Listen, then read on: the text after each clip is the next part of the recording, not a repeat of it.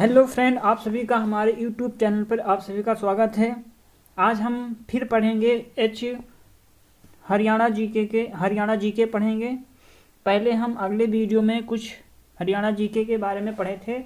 आज हम उसके आगे का कंप्लीट करेंगे।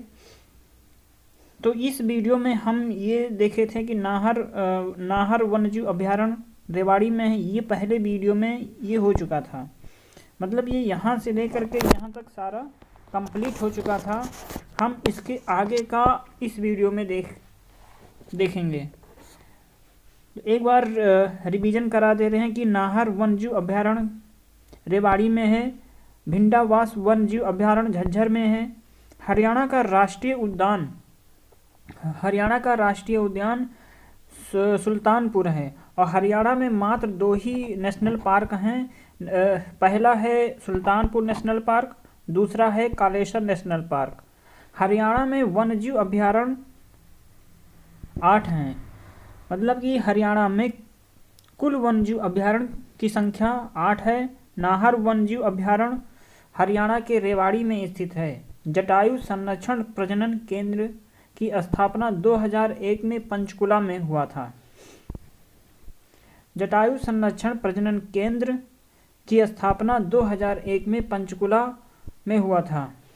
यहाँ तक हम पिछले वीडियो में देखे थे। आज हम इसके आगे के वीडियो में जानेंगे कि प्राचीन काल में हरियाणा को किस नाम से जाना जाता था। तो हम हरियाणा को 3 नामों से जानते थे। नंबर 1 है ब्रह्मवर्त, और दूसरा है हरियाणाऊ, और तीसरा है श्रीकंठ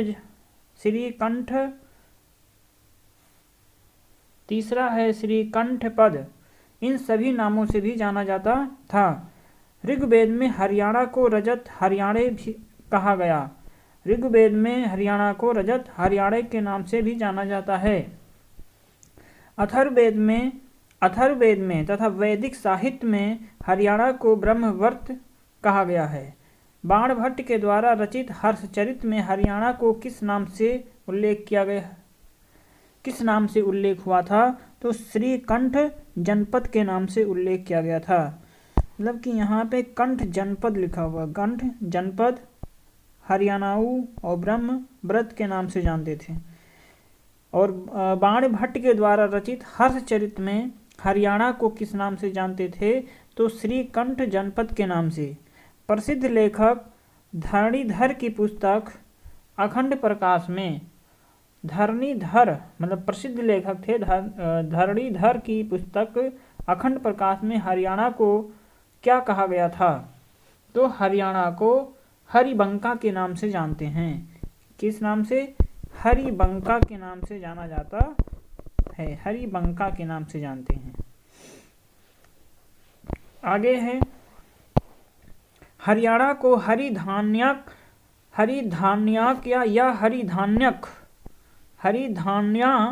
या हरिधान्यक किस विद्वान ने कहा था? तो राहुल सांस्कृत्यायन ने कहा था। हरियाणा का अक्षांशीय विस्तार 27.39 मिनट उत्तर से 30 डिग्री 55 मिनट उत्तरी अक्षांश तक है। हरियाणा का पूर्वी देशांतर विस्तार 74 डिग्री 27.8 से 77.36.5 डिग्री है। हरियाणा का क्षेत्रफल 44,212 वर्ग किलोमीटर और कहीं 47,070 वर्ग किलोमीटर भी देखने को मिलता। ये वर्ग मील में है और ये किलोमीटर में है। 44,212 वर्ग किलोमीटर और ये 17,070 वर्ग मील है। ये वर्ग मील में लिखा है और ये किलोमीटर में लिखा है, ये अंतर है। 44,212 वर्ग किलोमीटर और 17,070 ये वर्ग मीटर है। हरियाणा का क्षेत्रफल भारत के कुल क्षेत्रफल का 1.34% हिस्सा है।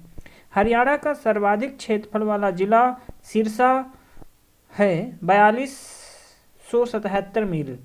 हरियाणा का सबसे छोटा जिला क्षेत्रफल की दृष्टि से फरीदाबाद है, 714 वर्ग मील। हरियाणा का लिंगानुपात 2011 हरियाणा का लिंगानुपात 2011 के अनुसार 889 है। हरियाणा का राजकीय पक्षी काला तीतर है और हरियाणा का राजकीय पशु काला हिरण या कृष्ण मृग के नाम से भी जाना जाता है। वन्यजीव अभयारण्य, हरियाणा के प्रमुख वन्यजीव अभयारण्य के बारे में जानेंगे। तो भिंडावास वन्यजीव अभयारण्य कहाँ पर है? भिंडावास वन्यजीव अभयारण्य झज्जर में स्थित है। 7 मई 1986 को दर्जा प्राप्त हुआ था और पंछी अभयारण्य घोषित हुआ जून 2009 में। अर्थात भिंडावास वन्यजीव अभयारण्य झज्जर में स्थित है, जिसकी स्थापना 7 मई 1986 को दर्ज हुआ था। इसे पक्षी अभयारण्य भी दर्ज किया गया, कब? सन 2009 में। मिड डे मील योजना कब शुरू किया गया था? तो मिड डे मील योजना की शुरुआत प्राथमिक में 1995 और उच्च प्राइमरी में 2004 में शुरू किया गया था। हरियाणा की सबसे बड़ी आर्द्रभूमि भिंडावास है और भिंडावास में पक्षी किंगफिशर, भूरे हंस और बतख पाए जाते हैं।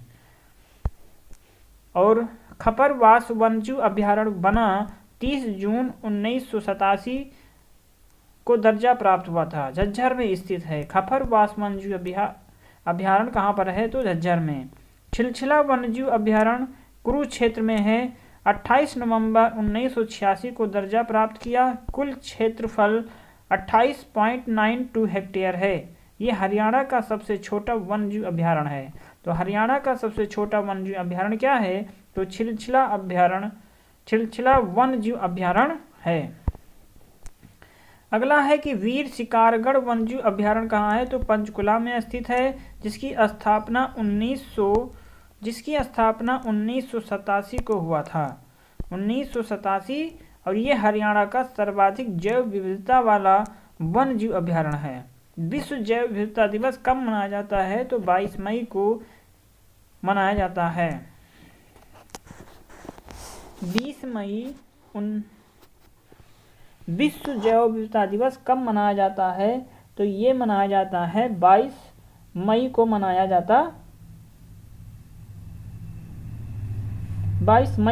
जाता है। अगला है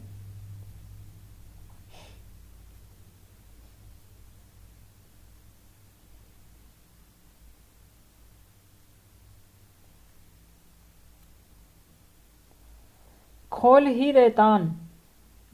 रैतान वन्यजीव अभयारण्य पंचकुला में स्थित है। ये लिखा है खोलही रैतान कहाँ पर है? तो वन्यजीव अभयारण्य पंचकुला में स्थित है, जिसकी स्थापना 1996 में हुआ था। आगे इसका है आबू शहर वन्यजीव अभयारण्य सिरसा में स्थित है, जिसका क्षेत्रफल 11,530.56 हेक्टेयर है। ये हरियाणा का सबसे बड़ा वन्यजीव अभयारण्य है। तो हरियाणा का सबसे बड़ा वन्यजीव अभयारण्य आबू शहर को कहा जाता है। कलेसर वन्यजीव अभयारण्य यमुनानगर में स्थित है, जिसकी स्थापना 1996 में हुई थी। जो सांभर, भौंकने वाले हिरण, चीतल यहाँ पाए जाते हैं।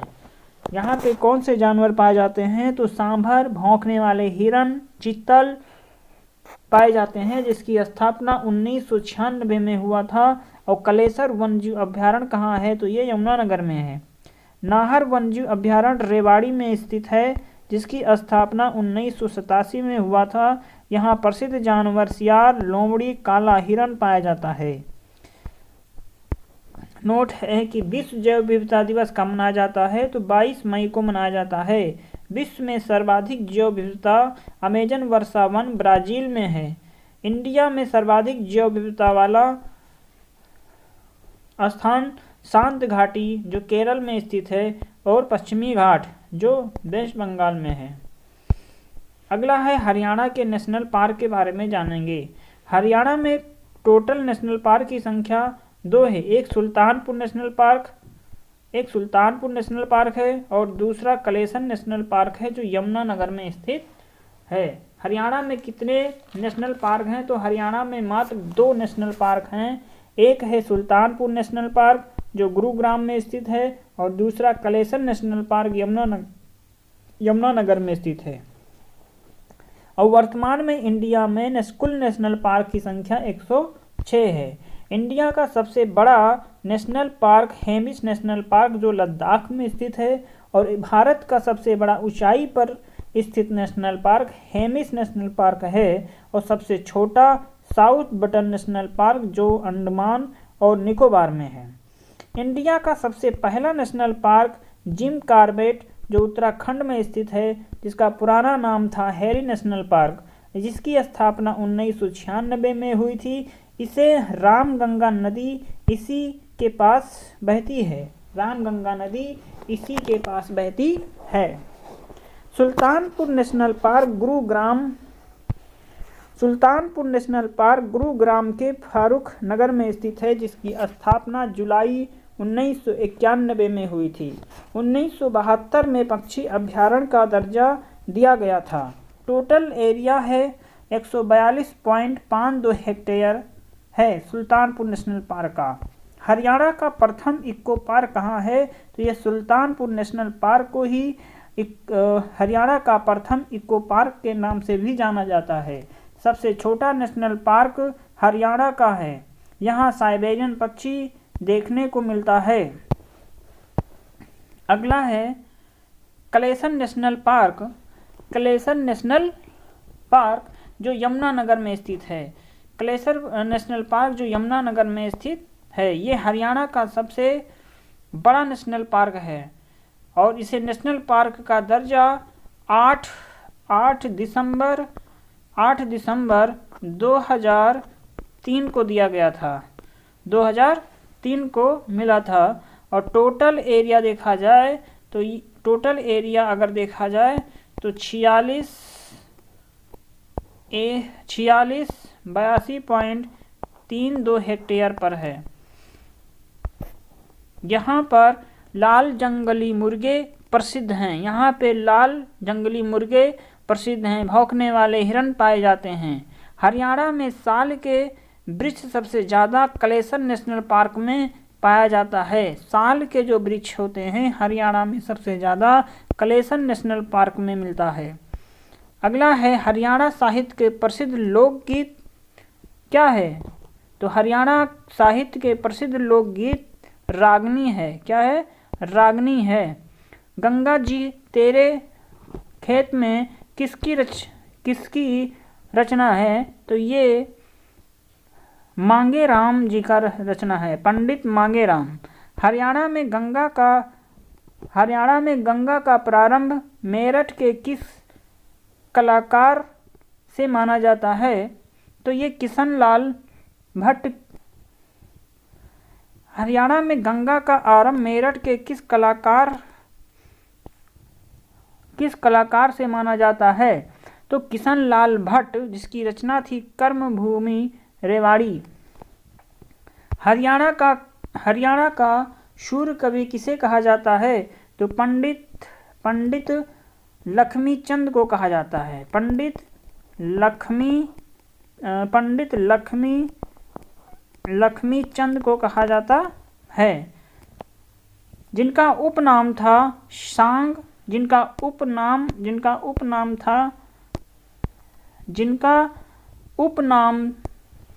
सांग सम्राट था। जिनका उपनाम सांग सम्राट था। शब्दों के जादूगर कहे जाते हैं ये। संपूर्ण कविता का कालिदास कहा जाता है।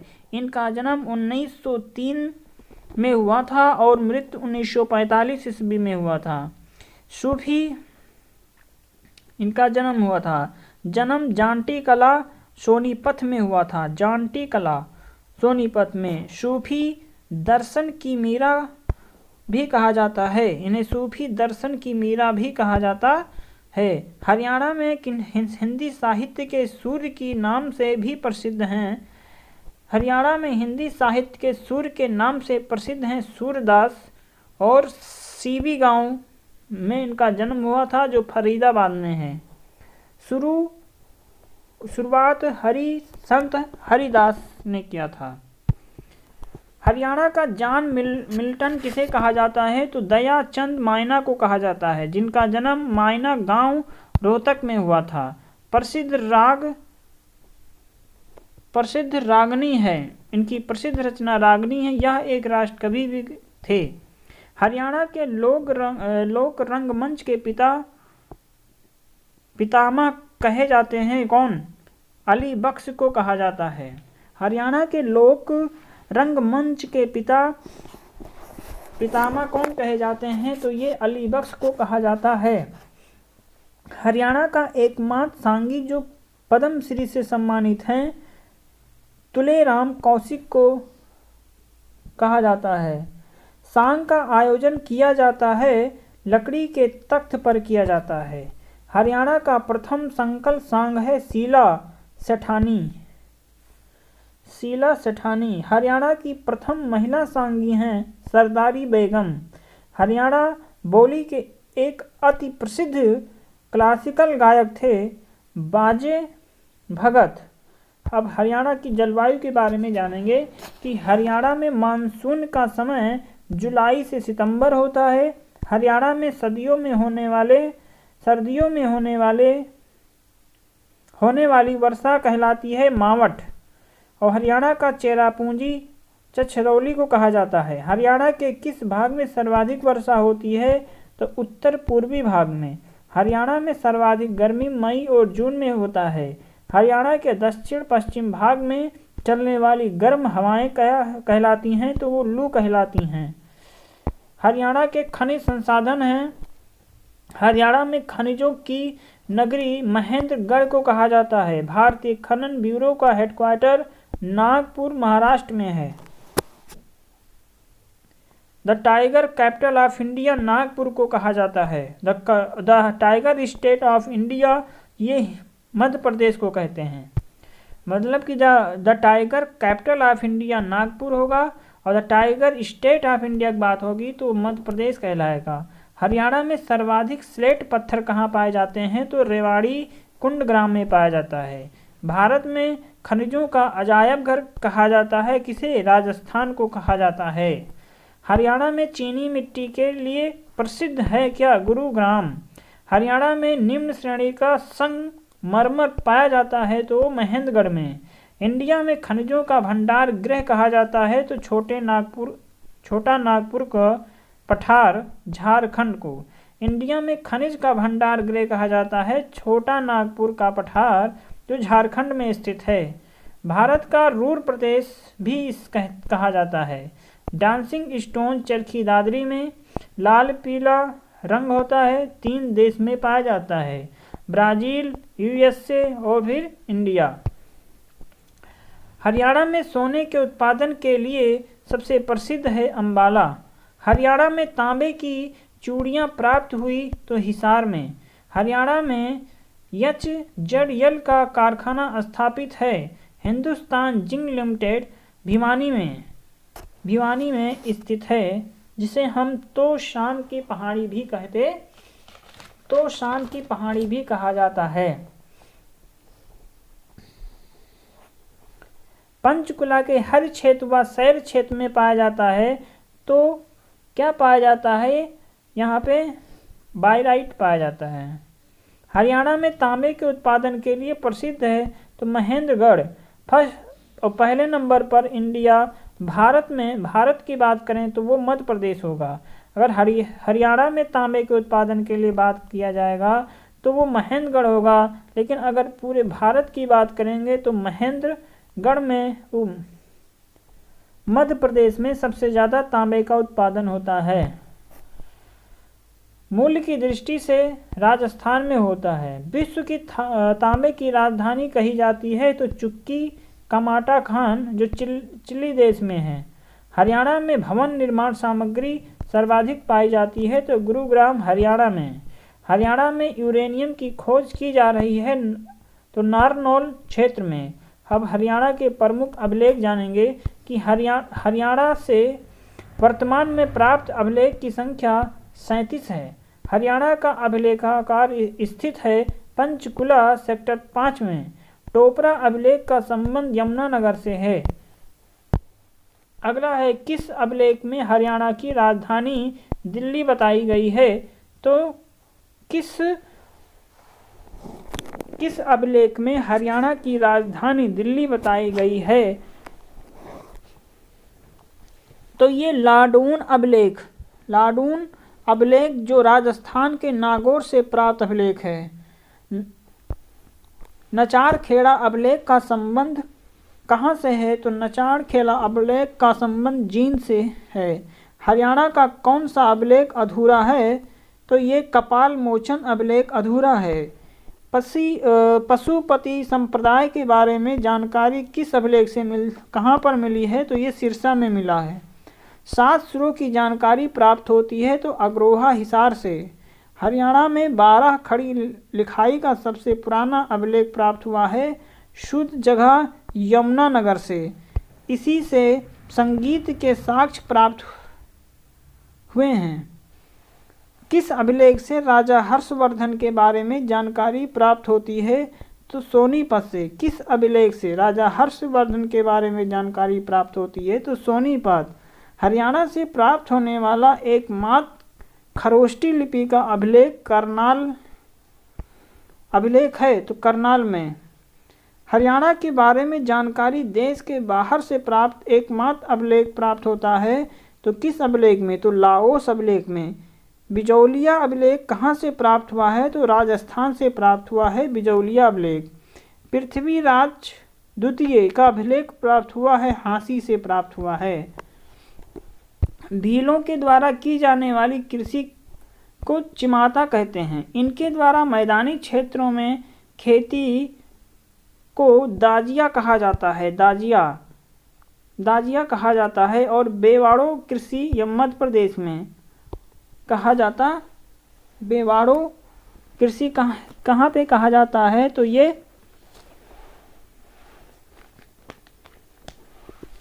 बेवाड़ो कृषि मध्य प्रदेश में। बेवाड़ो मतलब कि बैगा जनजाति के द्वारा ये किया जाता है। बैगा जनजाति के द्वारा बैगा जनजाति के द्वारा ये कृषि की जाती है। नगरीकरण शब्द सर्वप्रथम किसने दिया था?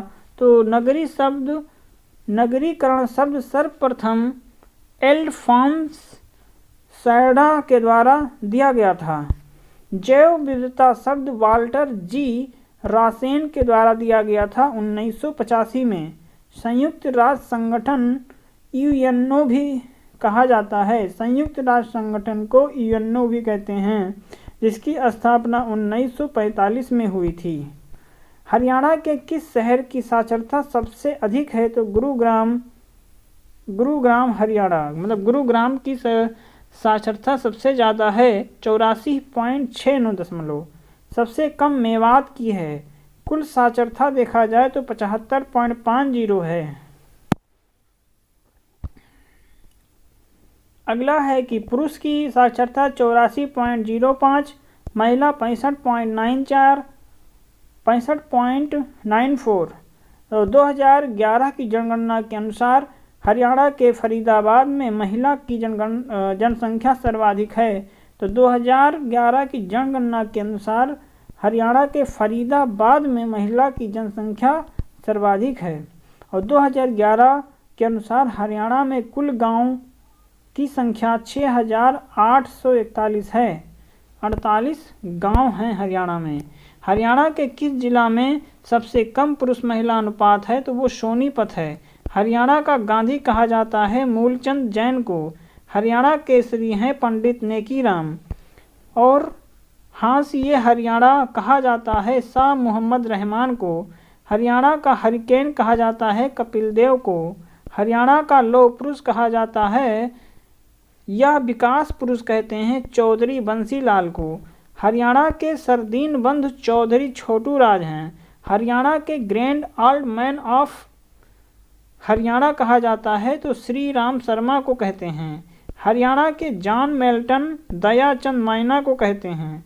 हरियाणा के सूर्य कवि कहे जाते हैं पंडित लक्ष्मीचंद। केसरी हिंद व राम बहादुर कहा जाता है लाला मुरलीधर, और ताऊ जननायक व किंग मेकर कहा जाता है देवी लाल को, और हंस रोज व स्वर सम्राट कहा जाता है पंडित जसराज को।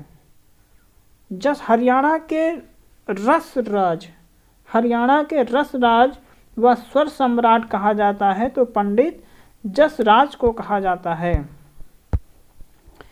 अगला पढ़ेंगे, पार्श्विक चिंतन शब्द किसने दिया था? पार्श्विक चिंतन शब्द एडवर्ड डी बोनो के द्वारा। मनोवैज्ञानिक शिक्षा का आधारभूत विज्ञान है, ये कथन स्किनर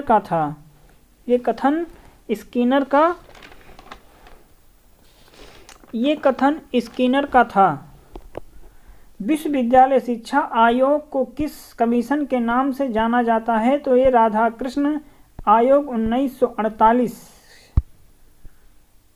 के नाम से। विश्वविद्यालय शिक्षा आयोग को किस कमीशन के नाम से जाना जाता? तो राधाकृष्ण आयोग 1948। कोठारी आयोग भारतीय शिक्षा आयोग। मुदालियर आयोग माध्यमिक शिक्षा मनोविज्ञान अध्यापकों की तैयारी की आधार शिक्षा है। कथन स्किनर ने कहा था कि शिक्षा मनोविज्ञान अध्यापकों की तैयारी की आधार शिक्षा है। कथन स्किनर का है।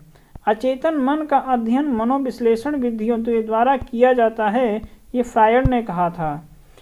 प्रतिरूप अधिगम की अवधारणा किसके द्वारा दी गई? तो बंडूरा के द्वारा। एरिक्सन जो थे ये मनोसामाजिक सिद्धांत के संस्थापक थे। इनकी जो बुक थी साइकोपैथोलॉजी एंड साइकियाट्रिक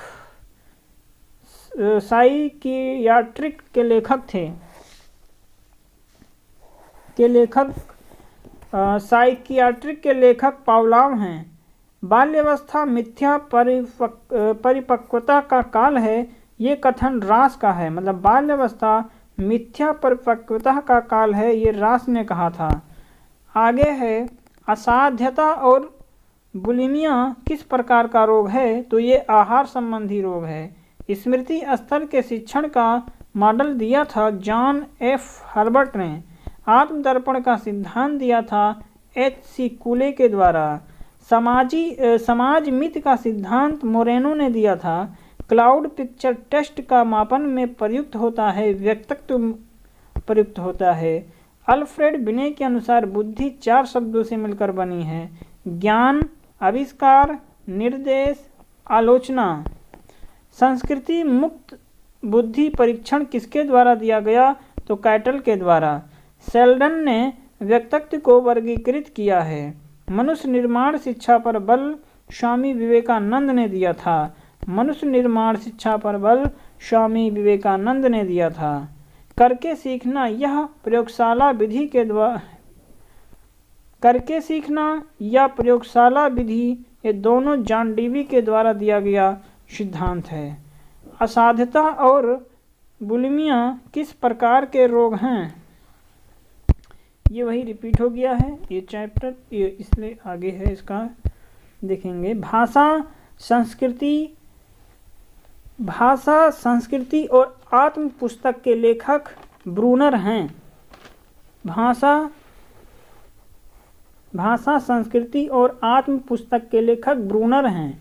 क्षेत्र का सिद्धांत या फील्ड थ्योरी कर्ट लेविन थे जो जर्मनी के थे। मतलब क्षेत्र का सिद्धांत कर्ट लेविन के द्वारा दिया गया जो जर्मनी के निवासी थे। प्रतिवर्तिता के लक्षण विकसित होते हैं 7 से 11 वर्ष की उम्र में। नेशनल एजुकेशन डे 11 नवंबर को मनाया जाता है। मौलाना अब्दुल कलाम की याद में मनाया जाता है। नेशनल एजुकेशन डे शिक्षक दिवस 5 सितंबर को मनाते हैं। बुद्धि का संरचनात्मक मॉडल प्रस्तुत किया था तो गिलफोर्ड के द्वारा। संवेगात्मक बुद्धि के बारे में बताया डेनियल गोलमैन ने। परिपक्वता का सिद्धांत दिया गेसल के द्वारा। गेसाल्ट मनोविज्ञान के सिद्धांत के लेखक हैं कोपका। मन शरीर द्वैतवाद किसके द्वारा दिया गया? तो हिप्पोक्रेट्स के द्वारा। लॉरेंस कोहलबर्ग ने अपने सिद्धांत में नैतिक विकास को अपने मतलब नैतिक विकास को कितने अवस्थाओं में वर्गीकृत किया? अगर स्टेज की बात होगी तो 6 और लेवल की बात होगी तो 3। खेल विधि के जनक कौन हैं? तो खेल विधि के जनक हेनरी कोल्डवेल कुक हैं। नाटक को कुक हैं। इसके आगे है किस मनोवैज्ञानिक ने नाटक को एक स्वैच्छिक और स्वप्रेरित गतिविधि के रूप में वर्णित किया? तो वो स्टर्न थे। गिलफोर्ड ने अभिसारी चिंतन पद का प्रयोग किसके समान अर्थ में किया? तो सृजनात्मक चिंतन के रूप में किया था। मनोविज्ञान चेतना का विज्ञान है, ये विलियम जेम्स ने कहा था। मनोविज्ञान अचेतन का विज्ञान है, सिगमंड फ्रायड ने कहा था। व्यवहार का ज्ञान गैरिसन ने दिया था। हिल्डा तबा पाठ्यक्रम निर्माण में चरणों की संख्या 7 है। पहली प्रयोगशाला जर्मनी के उंट ने दिया था। जर्मनी यूएसए स्टेनहॉग ने और इंडिया में एन सेन गुप्ता ने दिया था। पहली प्रयोगशाला जो जर्मनी में उंट ने, यूएसए में स्टेनहॉग ने और भारत की बात करें तो एन सेन गुप्ता के द्वारा कलकत्ता में स्थापित किया गया था। सीरियल पोजीशन इम्फेक्ट शब्द गढ़ा गया हरमन एबिंगहॉस के द्वारा। अधिगम वक्र भी दिया था। रोजर्स ने मानवतावादी का सिद्धांत दिया और जेरोफ सिंगर और स्टेनली ने संवेग के किस सिद्धांत का प्रतिपादन किया? तो द्विकारक सिद्धांत का प्रतिपादन किया था।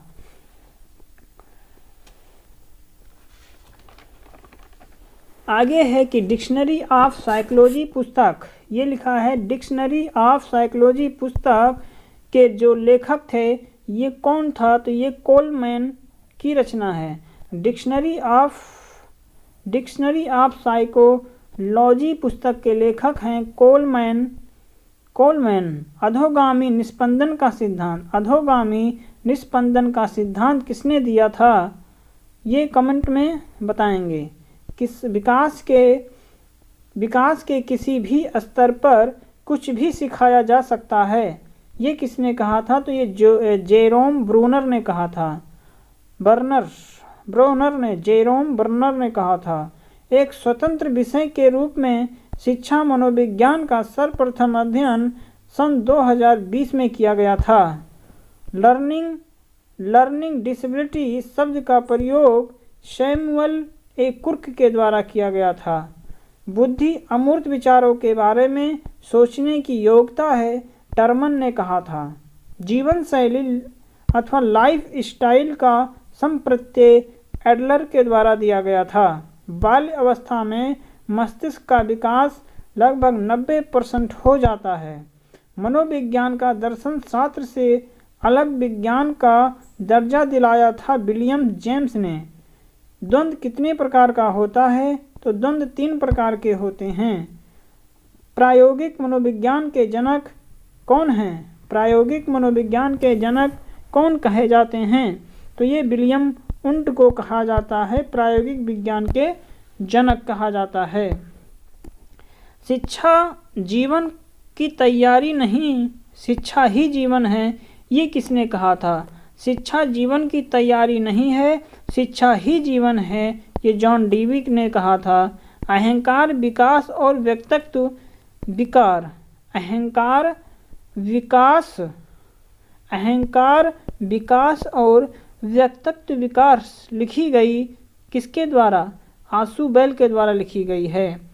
विश्लेषणात्मक मनोविज्ञान द्वारा प्रस्तावित है, ये किसने कहा था? विश्लेषणात्मक मनोविज्ञान द्वारा प्रस्तावित है, ये कार्ल जुंग ने कहा था। Frames of mind book Gardner की बुक है। फ्रेम्स ऑफ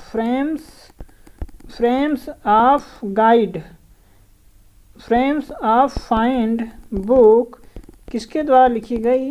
तो ये गार्डनर के द्वारा लिखी गई थी। इंडिया में सामाजिक शिक्षा, भारत में सामाजिक शिक्षा का नाम बदलकर प्रौढ़ शिक्षा कर दिया गया था 2 अक्टूबर 78 को कर दिया गया। पुस्तक टोपोलॉजिकल मनोविज्ञान के सिद्धांत किसके द्वारा लिखा गया? तो ये लेविन ने लिखा था। किसने कहा कि घटना जो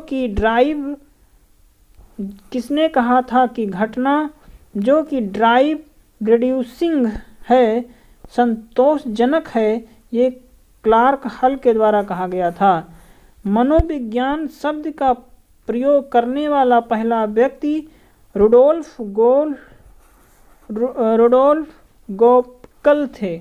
1990 में प्रयोग किया था। मनोविज्ञान शब्द का सर्वप्रथम प्रयोग। सूक्ष्म शिक्षण चक्र का प्रथम पद क्या होता है? तो सूक्ष्म शिक्षण का प्रथम पद योजना बनाना होता है, मतलब कि प्लानिंग। बुद्धि का मौखिक अवधारणात्मक मॉडल किसने बनाया था? तो ये वार्नोन ने बनाया था। आज हम इतना ही पढ़ेंगे, अगला पढ़ेंगे नेक्स्ट वीडियो में। तब तक के लिए वीडियो लाइक, सब्सक्राइब और शेयर करें अगर आपको अच्छा लग रहा हो तो। और ये चीज़ आपको बार बार पढ़ना है, वीडियो को बार बार देखना है, जिससे कि ये याद हो जाए। एक बार देखने से नहीं होगा, इसलिए आप इसे बार बार देखते रहें। शेष देखेंगे तब तक अगले वीडियो में। तब तक के लिए नमस्कार।